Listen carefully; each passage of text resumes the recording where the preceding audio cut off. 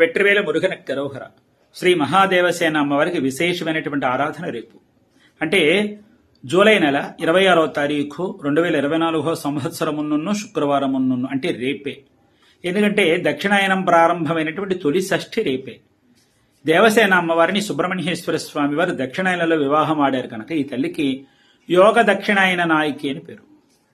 వల్లి అమ్మవారిని ఉత్తరాయణంలో వివాహం చేసుకున్నారు కనుక ఆ తల్లికి భోగ ఉత్తరాయణ నాయకి అని పేరు.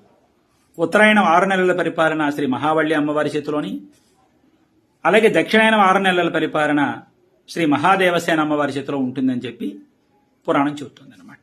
స్వామి అనుగ్రహం ఆ విధంగా మనకు కురిపించబడుతుంది యోగాలు భోగాలతో. ఇప్పుడు తల్లి మనకి యోగాలు కల్పించేటటువంటి షష్ఠి రేపటి రోజున షష్ఠి.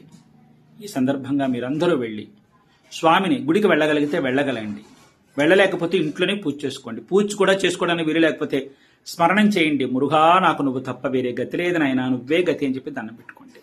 అమ్మా దేవసేన అమ్మవారు నాకు ఈ సంకల్పం ఉందమ్మా, నాకు ఇటువంటి మహత్తర యోగాన్ని కల్పించు తల్లి అని చెప్పి ప్రార్థన చేసుకోండి. తల్లి దగ్గర నోరు దాచుకుంటారా? తల్లి దగ్గర మనసులో ఉండేటటువంటి కోరిక బాధ దాచుకుంటారా? కాదు కదా. తల్లికి వేడుకోండి.